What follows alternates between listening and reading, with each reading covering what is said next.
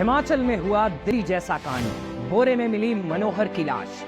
रुखसाना के परिजनों ने टुकड़े टुकड़े कर बोरे में बांधकर फेंक दिया।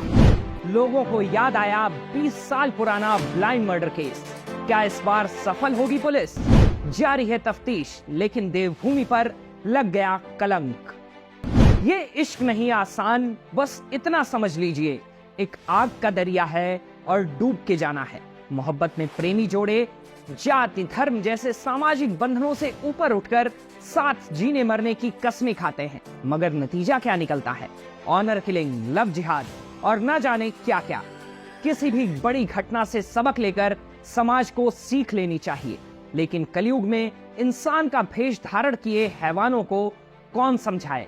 किसी इंसान की जिंदगी छीनने में उनका कलेजा भी नहीं कांपता है। ताजा मामला चंबा जिले के सलूणी का है। बीते शुक्रवार को आईआरबी के जवान गश्त पर थे। इस दौरान ग्राम पंचायत भांदल में उनकी नजर एक बोरी पर पड़ी। तफ्तीश के बाद उस बोरी से टुकड़े टुकड़े में कटा हुआ इंसान का शरीर पाया गया। शिनाख्त में पता चला वह सलूणी निवासी राजू के बेटे मनोहर की डेड बॉडी है। फिर आगामी तफ्तीश की गई, तब मालूम हुआ कि मनोहर मंगलवार यानी 6 जून से ही लापता चल रहा था। परिजनों ने गुमशुदगी का मामला भी दर्ज कराया था और इस बात की आशंका भी जताई थी कि प्रेम प्रसंग के कारण से ही उनका बेटा लापता हुआ है। डेड बॉडी मिलने के बाद पुलिस मामले की जांच में लग जाती है। अब जानकारी सामने आई है कि मनोहर रुखसाना नाम की लड़की से प्रेम करता था। रुखसाना भी मनोहर को चाहती थी, लेकिन उसके भाइयों को यह मंजूर नहीं था कि उनकी बहन किसी हिंदू युवक से मेल जोल रखे। ऐसे में उन्होंने प्लानिंग के तहत घर जा रहे मनोहर को बीच रास्ते से ही उठा लिया और उसकी हत्या कर शव के कई टुकड़े किए। फिर उन्हें बोरी में बांधकर जंगल में बहते नाले में पत्थरों के बीच दफना दिया।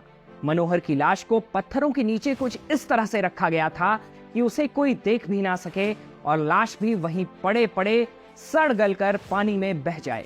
अब चंबा एसपी मामले की दुर्दांतता और सामाजिक संवेदनशीलता को देखते हुए खुद इस पूरे प्रकरण पर नजर बनाए हुए हैं। उन्होंने प्रेस कॉन्फ्रेंस कर सामाजिक सौहार्द बनाने की अपील की है और जानकारी देते हुए बताया है कि 2 युवतियों और 1 युवक को इस मामले में गिरफ्तार किया गया है और आगे की जांच जारी है। वहीं मृतक मनोहर के परिजनों का आरोप है कि इस घटना को मुसाफिर ने अंजाम दिया है। मुसाफिर मनोहर की प्रेमिका रुखसाना का चाचा लगता है। मनोहर के घर वालों की माने तो मंगलवार की रात को मुसाफिर ने मनोहर की हत्या की और लाश को फेंकने के बाद बुधवार सुबह अपने वृद्ध पिता शरीफ मोहम्मद की तबीयत खराब होने के बहाने से उन्हें लेकर टांडा चला गया। ऐसे में उसकी गिरफ्तारी भी नहीं हो सकी है। अब तक की जानकारी के अनुसार पुलिस की गिरफ्त में आए शब्बीर नामक एक युवक और रुखसाना रिश्ते में भाई बहन लगते हैं। इस मामले में एक अन्य लड़की को भी पकड़ा गया है, जो कि रुखसाना के मामा की लड़की बताई जा रही है। अब पुलिस इस मामले को गंभीरता से ले, ये हमारा अनुरोध है, क्योंकि इससे पहले सलूणी में ही साल 2004 के आसपास इसी तरह के एक मामले में संजय कुमार उर्फ संजू की हत्या हुई थी। संजू भी किसी मुस्लिम लड़की के साथ प्रेम प्रसंग में था। ऐसे में उसे भी मार दिया गया था। लेकिन अब करीब 20 साल बीत जाने के बाद भी ना तो उसकी लाश मिली है और ना ही कोई अरेस्ट हुआ है। मगर अब ताजा मामला सामने आने के बाद एक बार फिर से लोगों को संजू प्रकरण याद आ गया है। हमारे देश में आए दिन हो रहे लव जिहाद और ऑनर किलिंग जैसे मामलों में हिंदू लड़के या लड़की की हत्याएं की जा रही हैं, मगर इस सब पर सख्त कानून नहीं बन पा रहा है। बहरहाल इस पूरे मामले पर आपकी क्या राय है, हमें कमेंट कर जरूर बताएं। इसके अलावा हम भी आपसे अपील करते हैं कि मामले की संवेदनशीलता को मद्देनजर रखते हुए आपसी सौहार्द बनाए रखें, अपनों का ख्याल रखें। जय हिंद, जय हिमाचल।